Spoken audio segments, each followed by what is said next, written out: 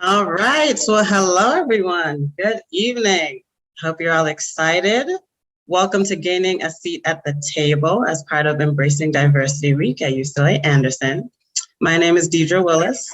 I'm an executive MBA student, class of 2023, and also an engineer and supply chain initiative leader at General Mills. So I'm excited today to have a conversation with our speaker, Miss Wanda Denson-Low.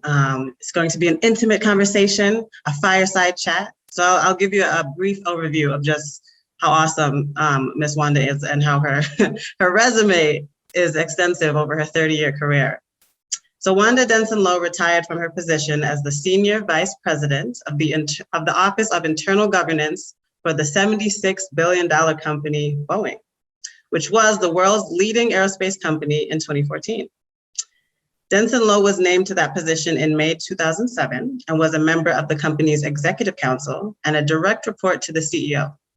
She was responsible for the management and oversight of global compliance, internal audit, enterprise risk management, ethics and business conduct, and global trade controls, which includes all import and export activities for the entire Boeing company. In 1989, she was named Hughes Chief Patent Counsel, making her the nation's first minority woman chief patent counsel of a Fortune 500 company. In 1992, Wanda became the first minority woman vice president at Hughes at 34 years old, and one of only 4 women vice presidents at Hughes at that time. So you can imagine, with everything I just went over, the experience that she's gone through. So I'd love to hear, Wanda, from you about the start of it, right?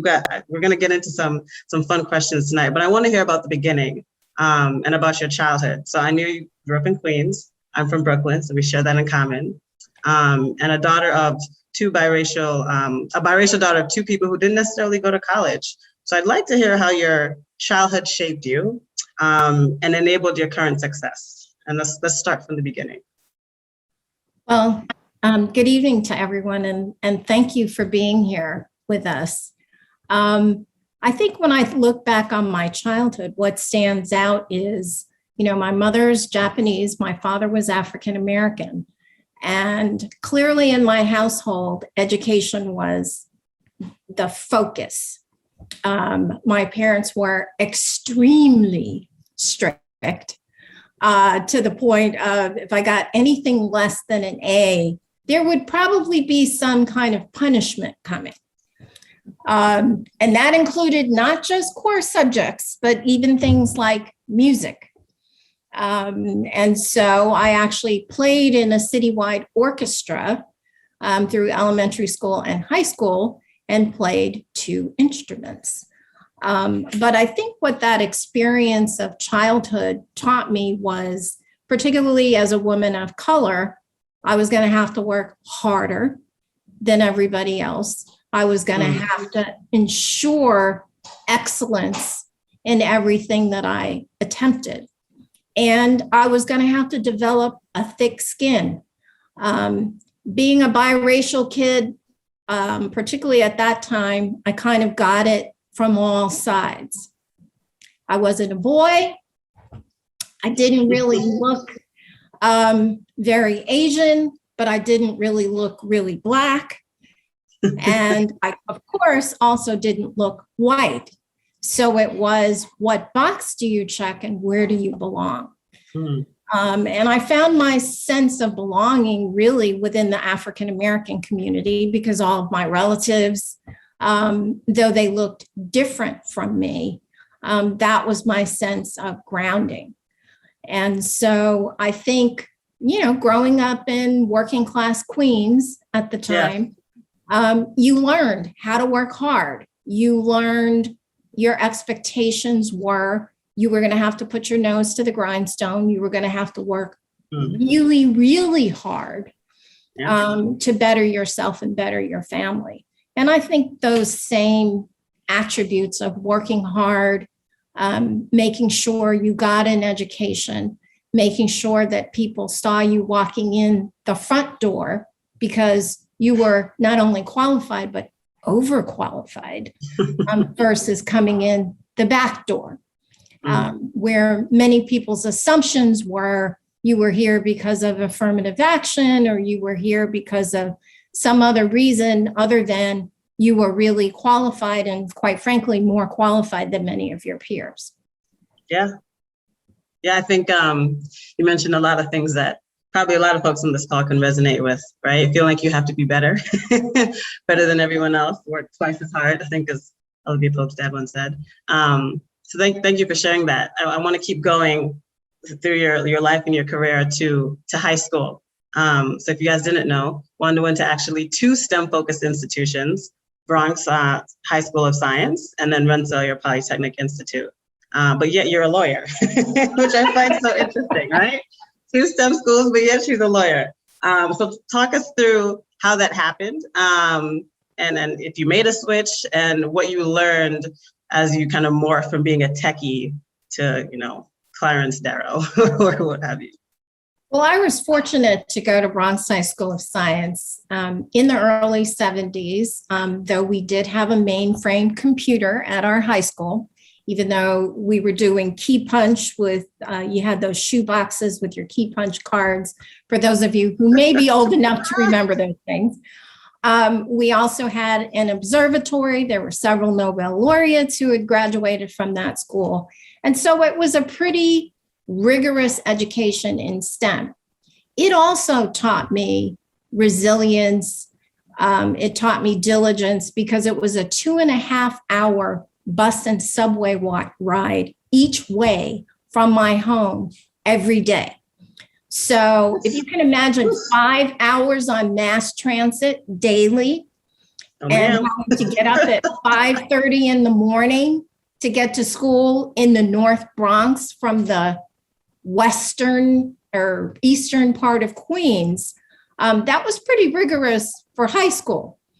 My children actually called it my Abraham Lincoln story, in that I would have to take a bus for 30 minutes to get to like the second stop on the E and F train line in Queens, and then have to take the subway all the way through Manhattan, through the South Bronx to the North Bronx to get to school every day. And then once you got off the train, it was literally a mile walk from the subway station to so we're spoiled these days? Okay. Right. So for those of you that got driven to school or were on a school bus, hey, my hat's off to you. Because certainly that was not my experience. But I think it, again, made me appreciate the education that I was fortunate enough to get. How did I end up in law? Well, you heard about my somewhat strict parents who typically, they want you to be a doctor. And I, unfortunately for them, was rebellious. And so, though I did take STEM in college, I went to Rensselaer Polytechnic Institute, where I'm actually vice chair of the board of trustees currently, majored in chemistry. And lo and behold, I kind of worked up the courage by the time maybe the year before I graduated from college, to actually tell my parents I had decided to become a lawyer. But those analytical skills that I gained actually served me well, because I actually applied to law school, medical school, and business school. And my rationale was wherever I got in, that's where I was going to go. But strategically, I applied to medical school and business school far away from where I lived, like way on the other side of the country. But I applied to law schools very close to home. And as an only child, my parents, when I got into medical school in St. Louis and on the West Coast, I said, Mom, you really don't want me to go to medical school so far away from home, do you? See what you did there. But I could go to law school here and live at home and commute. And that's what I did. Wow. So you knew deep down, even though you applied to multiple schools, you knew deep down that you wanted to be a lawyer. I think I saw law as more of a challenge. You're an advocate for people, sometimes people who are less fortunate than you are. I thought that it would give me more, I guess, self-confidence in that I would learn how to speak publicly. I was very shy in high school, a little less so in college. But by the time you graduate from law school, you can get up and do what you got to do in a courtroom, in the boardroom, in a meeting. And I think law school gave me that power and confidence in myself. To be able to speak and speak out and speak for causes that I believed in. Okay, so let's talk about the law career, the start at least of your legal career. So for those that don't know, Wanda started at Union Carbide in New York City, then Connecticut, and correct me if I'm wrong, then eventually moved out here west to Hughes Electronics, Howard Hughes Corporation, which I'm sure many of you know of. So curious to hear about that transition from a chemical company to aerospace, right? Talking about transitions, and I think it'll resonate for a lot of people because folks often go to grad school or get a business degree to consider a career change or a career shift or to figure out what's important to them and do they need to make a pivot. So how was that transition and what shaped your career there? Well, when I started with Union Carbide, they were actually at 270 Park Avenue in Manhattan.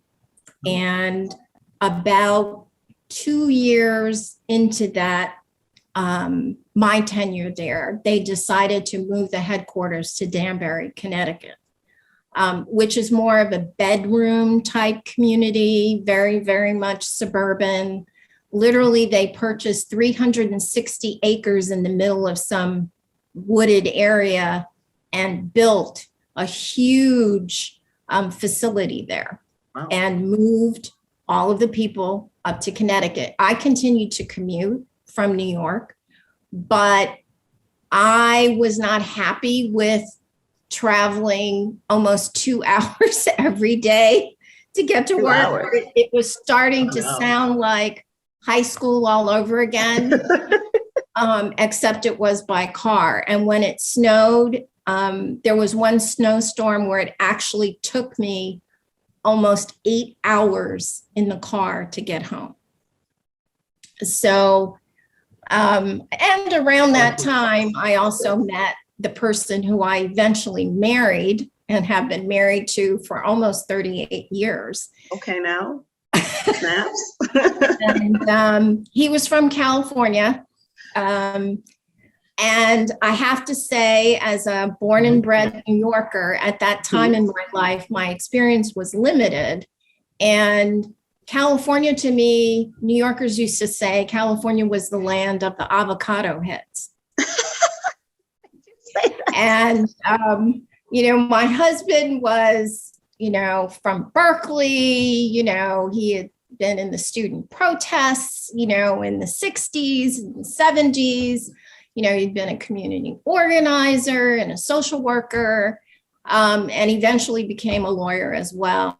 And so once we got married, we decided, okay, his parents were a little older, and I had gone straight through from, college to law school, whereas he had had a few years in between.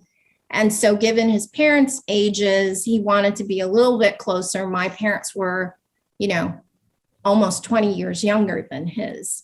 And so I agreed to move to California. And obviously I loved it and stayed. So I'm an avocado head too. So would you say that transition was kind of spurred or inspired by a personal need, as opposed to, oh, I don't like a chemical, I want to switch to aerospace? It was more a personal need in looking at, as you move to different parts of the country for a career. Yeah. Obviously, the focus of different industries are in different parts of the country. You know, The steel industry was typically in the Northeast when it existed. A lot of chemical companies, Procter and Gamble and so on, were in the Midwest.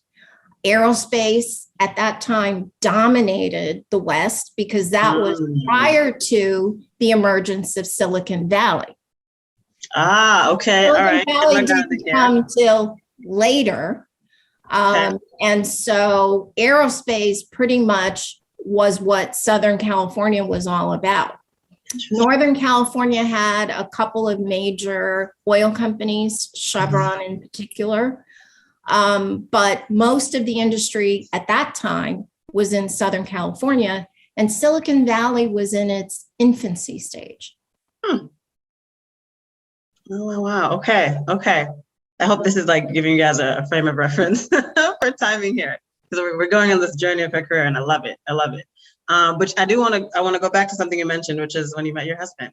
And I want to talk about the family aspect, because I think for so many on the call, whether you're a parent, you want to be a parent, or you're a spouse, we often hear that you have to choose. You have to choose between them. And at the time when you made that switch and you moved west, right, you were married, and then you became a mom, and then a vice president, all within the same year. Sounds like you had no sleep. Sounds like you didn't sleep at all. So how did being a mom change your perspective? And how did you balance all of that? Challenging career, marriage, children, being ambitious, being one of the few, as we all are used to. How did you balance all that to continue to then gain a seat at the table?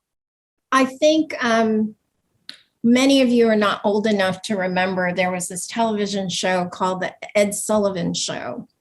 And they would have a variety of different acts, and they would always at some point have this gentleman who would come and have multiple plates spinning on these little sticks. And he would always manage to keep 10 plates spinning on these little poles. And I used to marvel at how someone could do that. And if I could describe my life as a mom and a professional, it was like spinning plates. You know, I had multiple plates spinning in the air, you know, a marriage, a husband, children, and a career. I think that what helped me was my husband and I didn't have children for the first 7 years of our marriage. And I think it helped us at that point. We knew we were going to work. We knew we were going to last.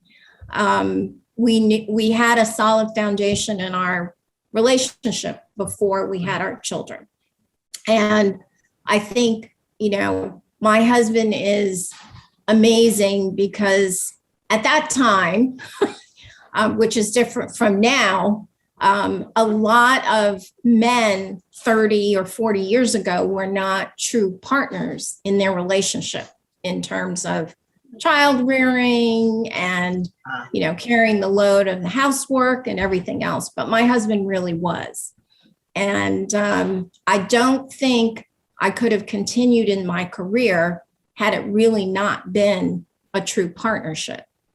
I literally had my son, Chris, less than 6 months after I became the first minority woman vice president at Hughes. And literally, I worked right up until my delivery.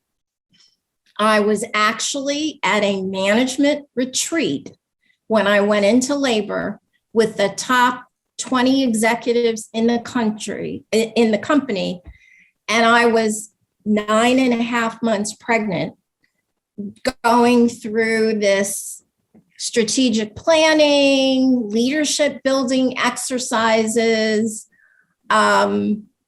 And why was I there?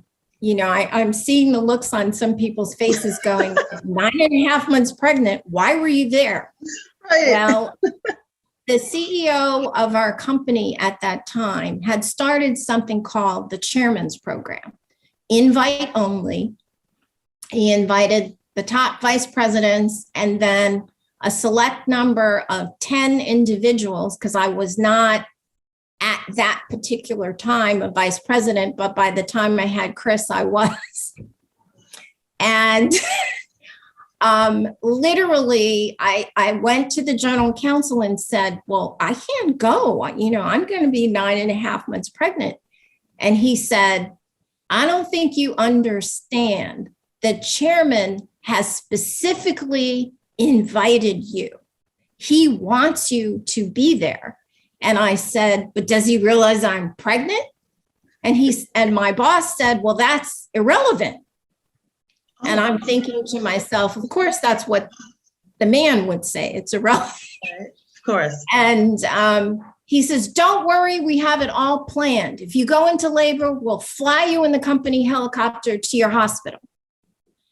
Now, for those of you that may or may not have had children, the last thing you want to hear when you're going into labor is that you're going to have to get into a helicopter and fly to your hospital to deliver.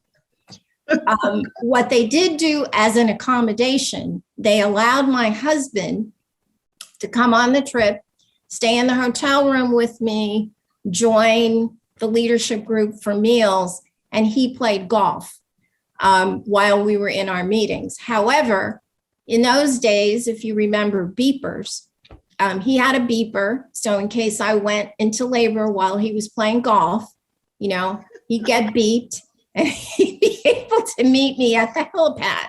However, for those of you who play golf, when you back up in your golf cart, it beeps. So every time someone in a golf cart backed up, my husband would freak out because he thought he was getting beeped and I was going into labor. This is great. So golf on those days probably wasn't much fun for him.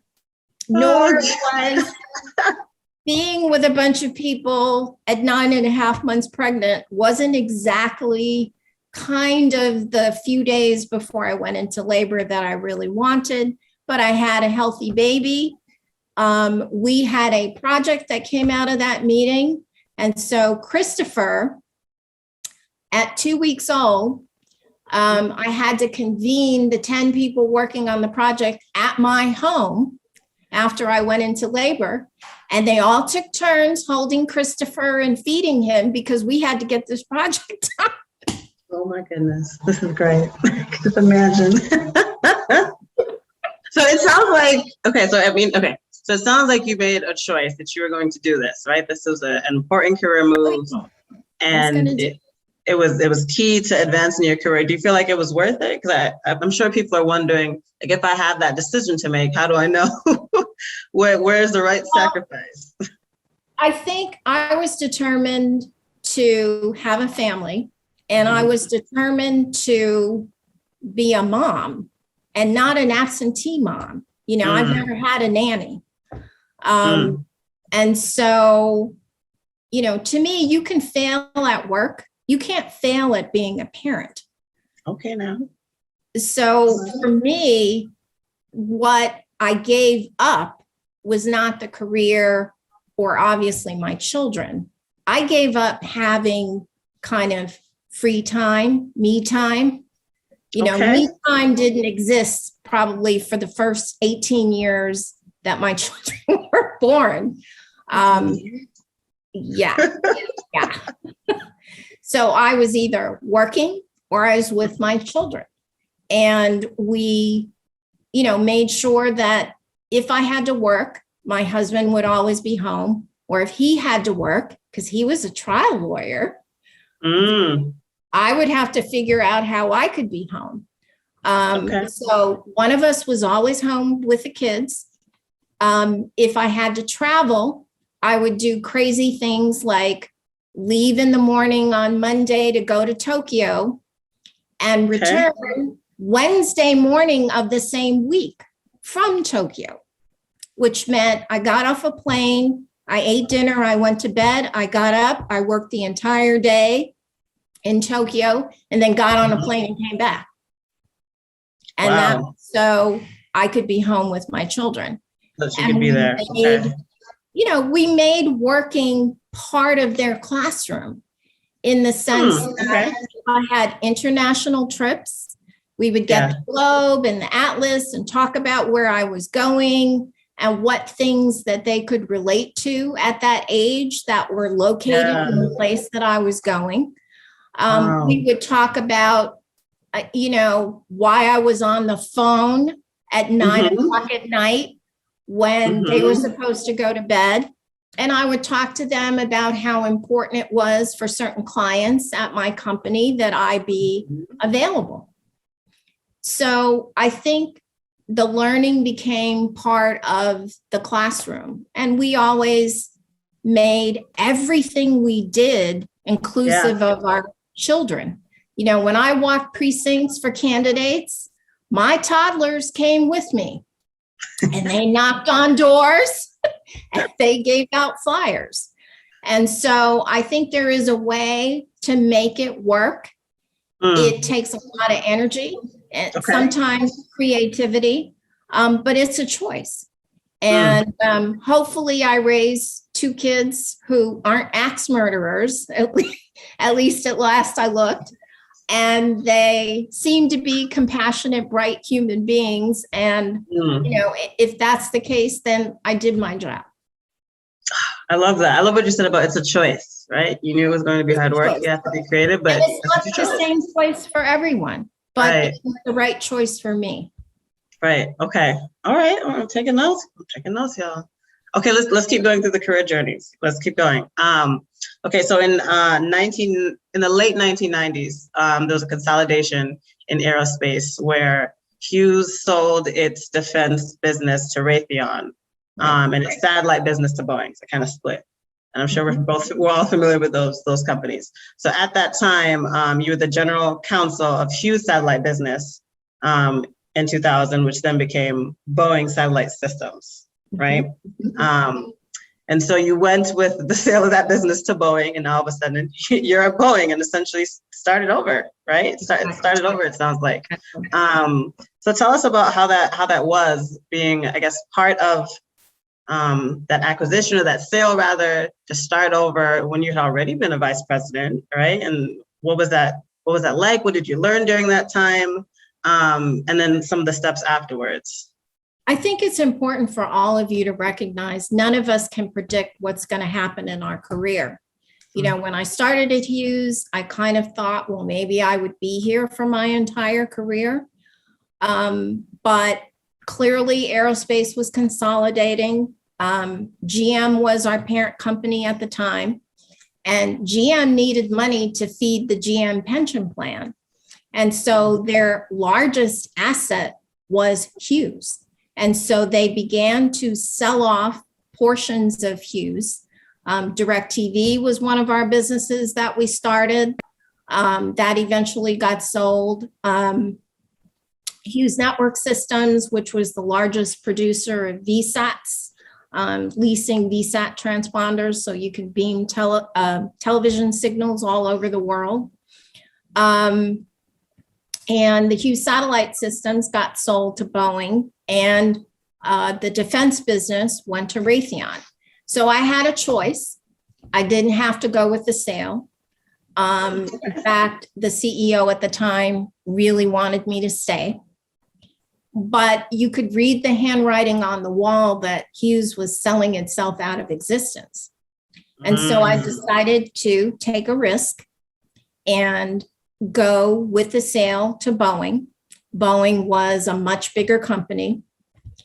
And it meant I had to start over. And what does that mean? You're proving yourself again because you're at an organization where no one knows you. And how do you do that? And you'll see when you see the handout that you'll eventually get at the end of this, where I talk about guideposts for your career. That it's important in whatever job you're in to make sure you make an impact. Understand that at your level, excellence is a given. You're not going to get any extra credit for that. You're not going to get a gold star for that. It's expected that you're excellent. And so then it's, how do you make an impact? So for me, going into a new company, I actually led the transition team. I was one of the leaders of the transition team to transition that segment of the business into Boeing. It was a lot of work, but I got to meet all of the new players at the new company I was going to. Okay. And within really short order, I was moved from Boeing Satellite Systems, which was in El Segundo, to headquarters for what was then Boeing, I think they called it Boeing Defense Business, which was headquartered at that time down in Orange County in Seal Beach. Okay. I became the deputy to the assistant general counsel for that business, and really began to do some things that helped the bottom line. Morale was low, and so I took it upon myself to really boost the morale of the law department. I did some things that, to be honest, involved me taking money out of my own pocket.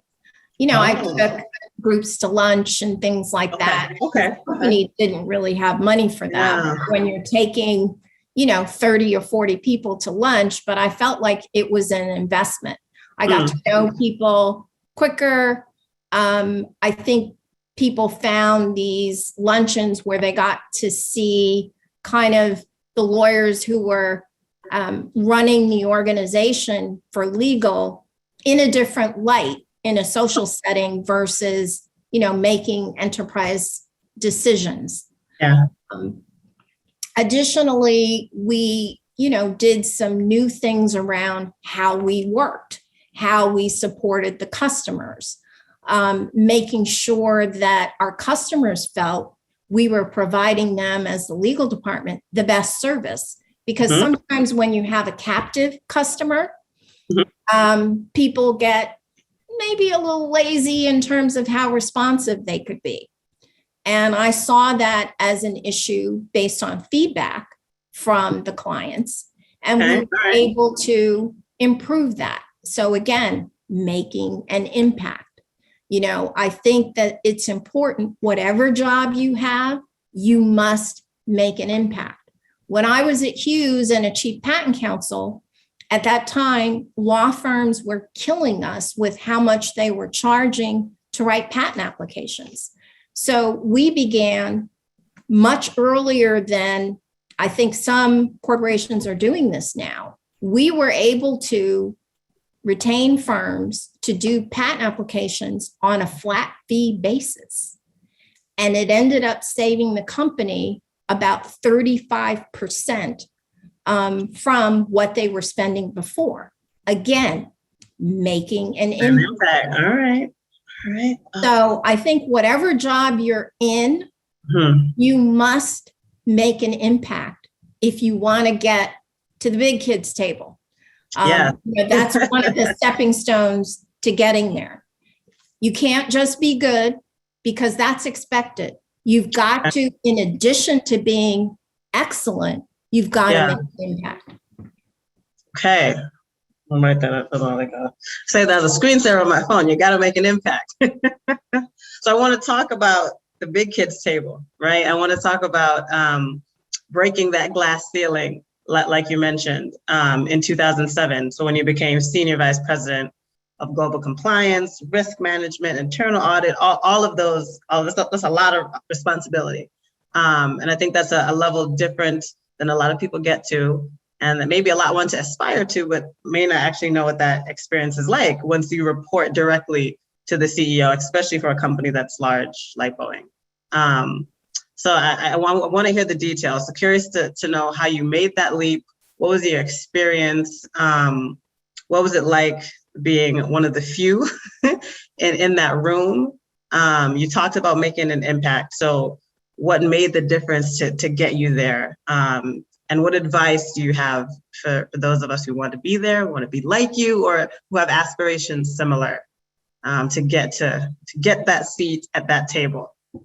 Well, to get to the big kids table, I went from being the deputy assistant general counsel to being the general counsel for the $30 billion Hughes defense business.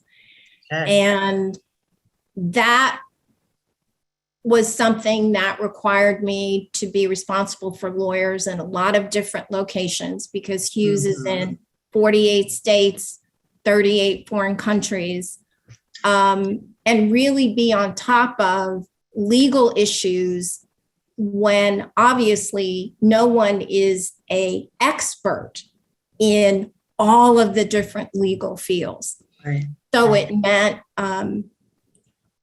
additional learning on my part to be sure that I could ferret out issues that perhaps others weren't seeing, to make sure that we provided comprehensive legal solutions to the problem that satisfied the business. Because oftentimes there may be a legal solution, but it may not work for the business. Okay.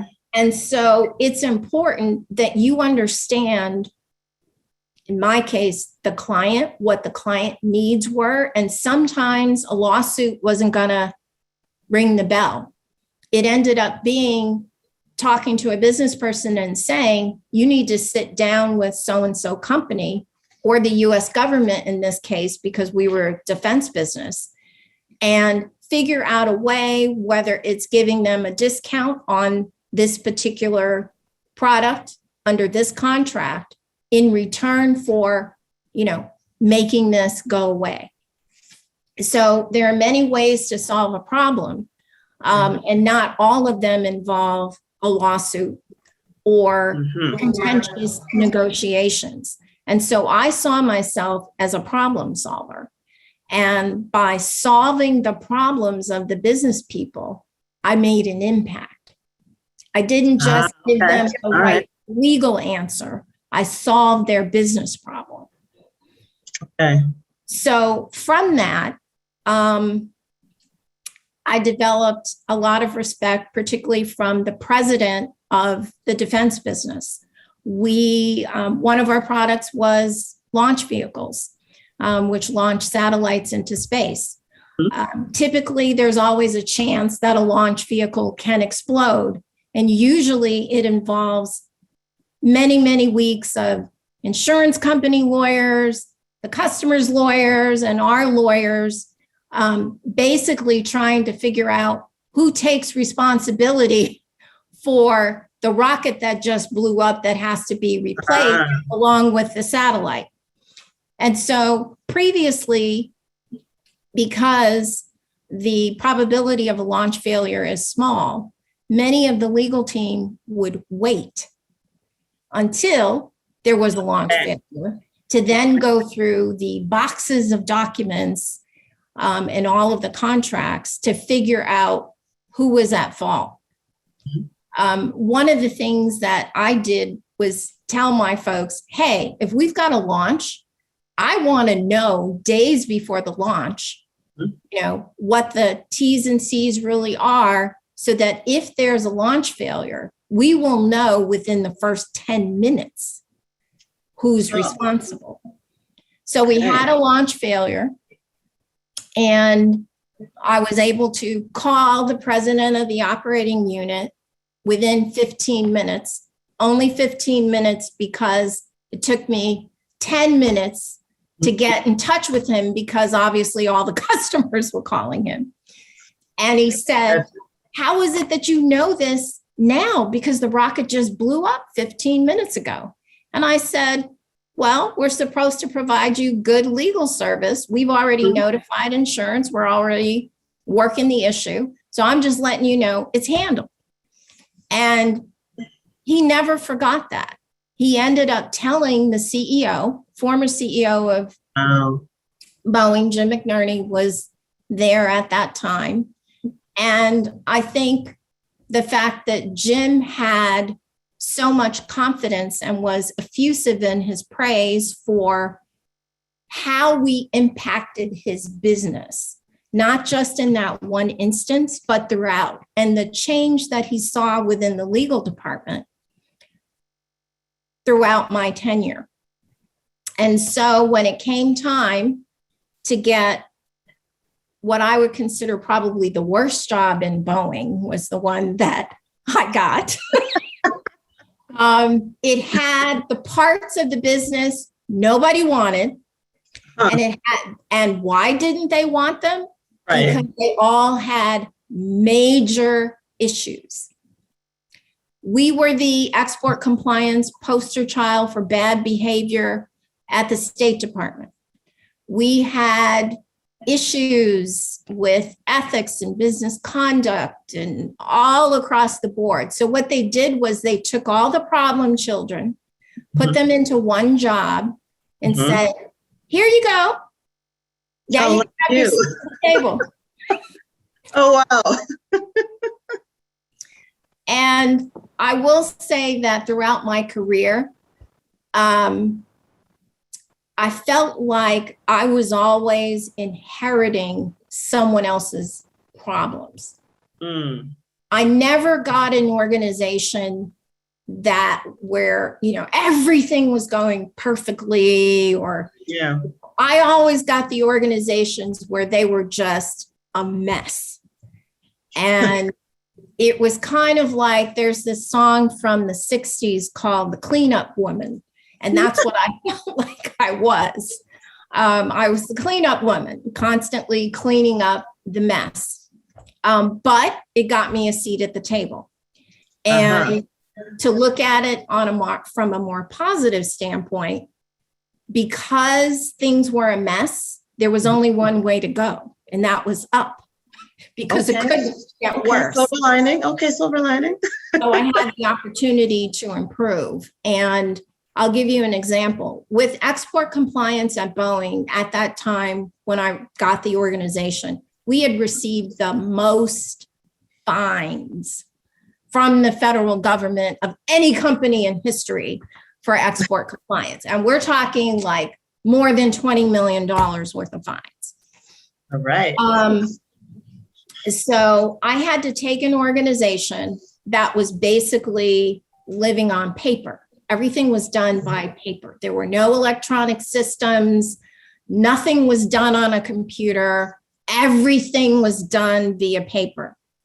And we had to, with our IT organization, develop entire systems that could interplay with the current company systems to make export compliance no longer a paper chase, but a digital exercise, because we knew that the State Department and Commerce Department were going to basically require in a few years that all export applications had to be submitted electronically.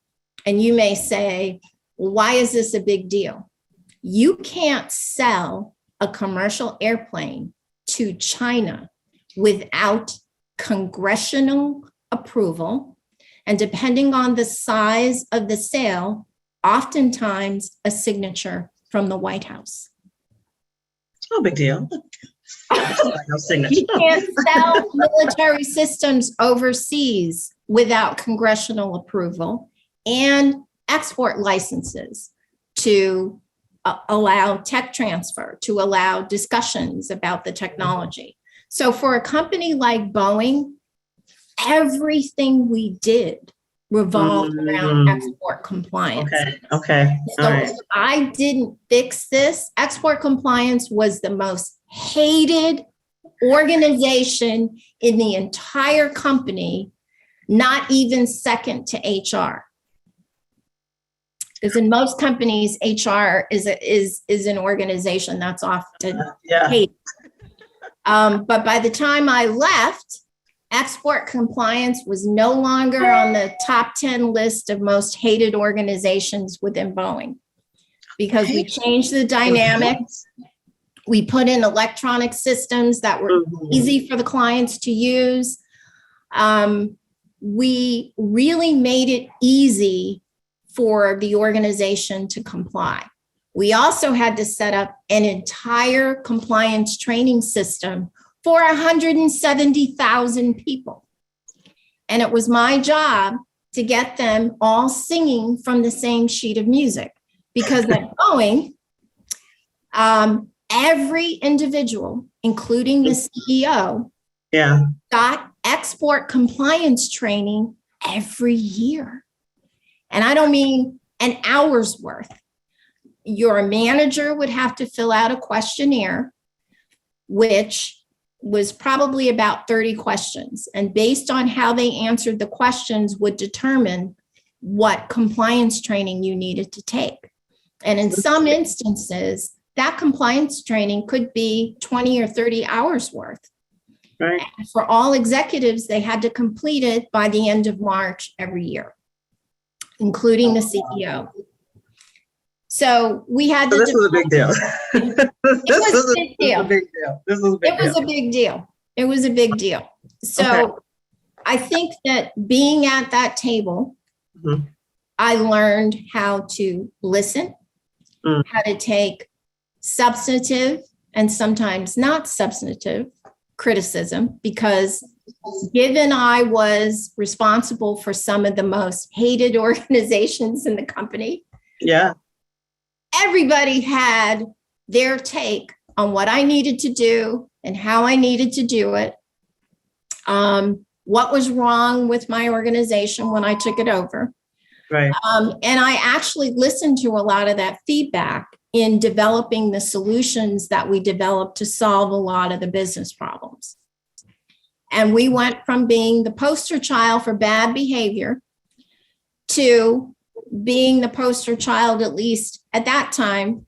The State Department was so enamored with the systems we built and our processes that when foreign countries came to visit and wanted to know how they could basically streamline a lot of the bureaucratic things that they had to go through to buy defense weapons and other types of commercial systems that fell under commerce or state, State Department would send them to Boeing and ask us to show them how it's done.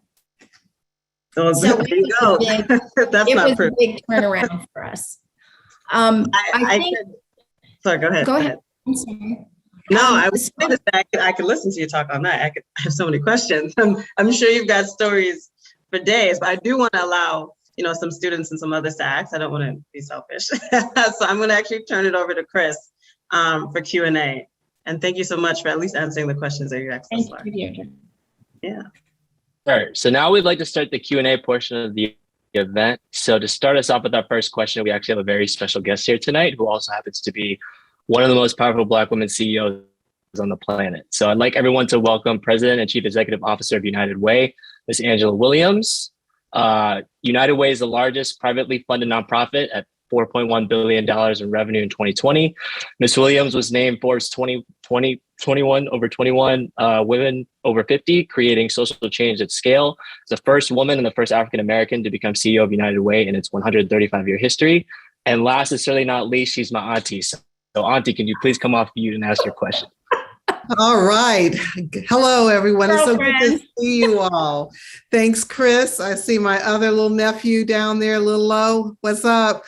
And I want to say hi to all of you. It's such a pleasure to be here. I know we don't have that much time, but I do want to ask my big sister one question, because what you've heard all night is basically a group mentoring session. And so I think it's wonderful in terms of the answers that she gave you and just the stories that she shared with you. So focusing on mentorship, Wanda, I want to just ask you this question.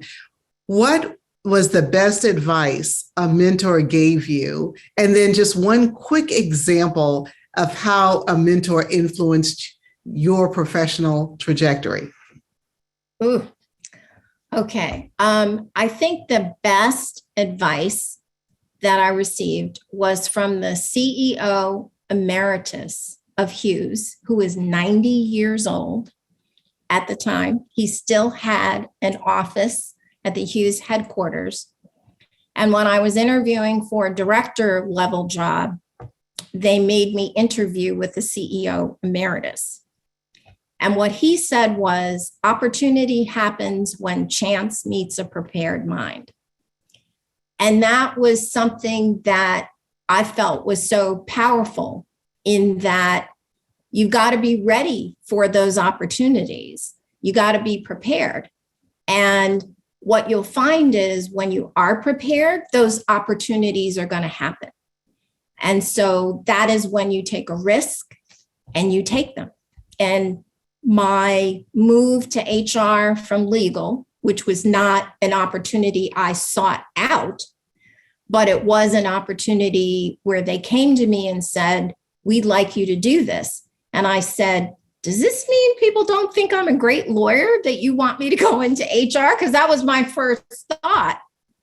And they said, no, at Boeing, we put leaders into jobs where they're not the subject matter expert, so we can see how they lead, because they have to rely on subject matter experts since it's not their area of expertise.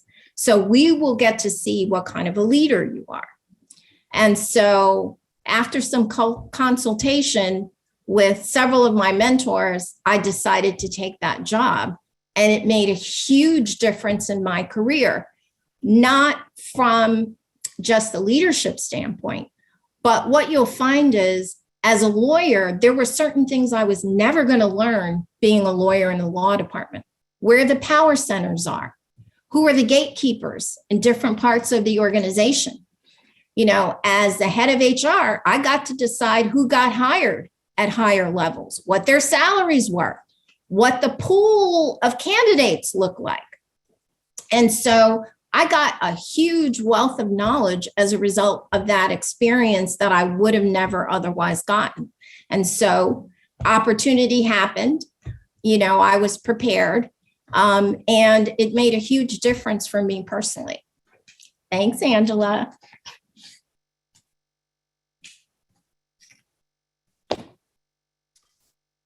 Awesome. That was an awesome question.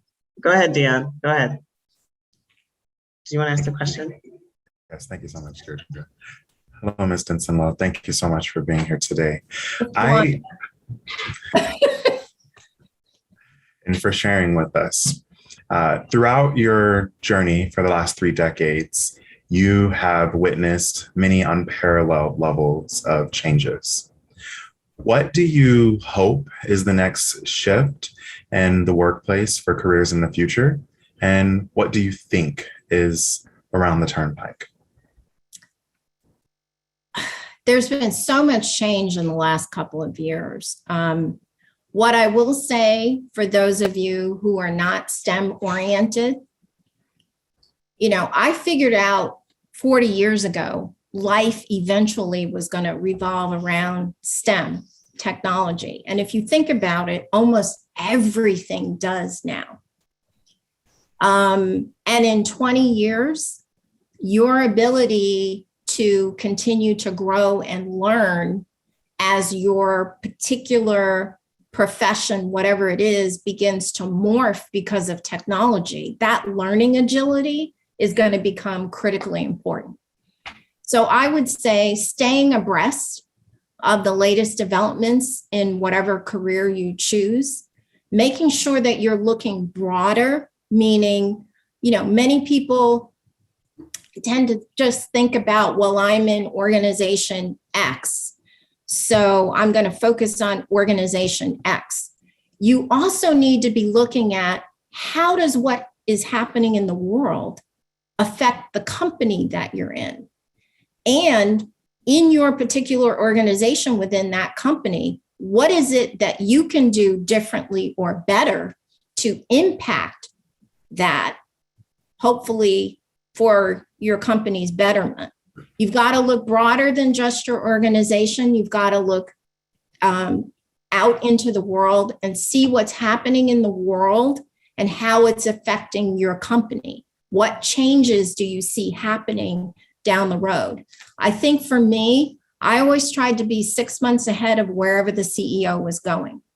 How did I do it? I read the trades, Defense News, Aviation Week. There are trades for every profession: law, real estate, banking, the London Financial Times, if you're in finance, whatever it is, figure out what those trades are, and you will be able to kind of see what's going to be happening in your industry and figure out how you and the organization you head can adapt to it. So I was always ahead of the CEO. And so he would always tell the rest of my colleagues, okay, you guys need to be doing what Wanda's doing, with her organization. And so again, you're making an impact. You're being noticed. Thank you for sharing that. Thank you.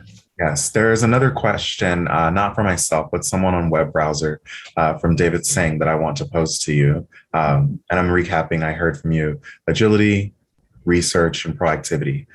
David's question is, how do you evaluate between opportunities? And when do you know to switch rather than being resilient on the current problem? First of all, let me just say there's going to be a handout that I think Chris is going to drop into the chat room. What I did was, I always like giving seminars where there's a takeaway. So I came up with what I would call guideposts for your career. And so I have 10 things on that list. I also put 2 articles from Harvard Business Review. I put the citations for them, and also I excerpted part of one of the articles on that handout, because I think these things are important that you'll be able to use throughout your career. I think with respect to taking a risk, first of all, at your age, taking a risk is okay. Many of you may not have families yet, may not have children. And so it's easier to take a risk when you're younger before you have a lot of additional responsibilities. How do you decide? With every job that I've had, I've always tried to decide up front, what are the things that I want to get out of this opportunity? And usually there'll be some things I didn't expect would come out of the opportunity, but also a lot of things that I thought would come out of the opportunity, I was lucky enough to have. And so when you feel you've gotten the most learning out of a particular opportunity, then it's time to move.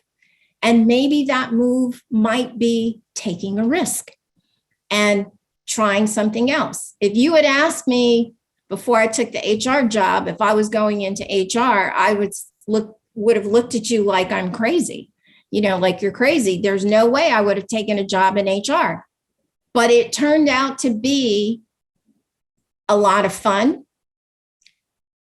I met so many people. I learned so many things about the company that I would not have learned continuing in the law department. It gave me a whole new perspective on the company culture, on what behaviors were valued and rewarded. And so I think that one of the things on this guidepost that you're going to get at the end is being open to new and different opportunities that may not necessarily seem to be in your exact swim lane. Because sometimes the learning from those things may actually help propel you in the swim lane you want to be in. That is very sound advice. Wow, that plays back into the research, agility, being proactive, and going forward from that.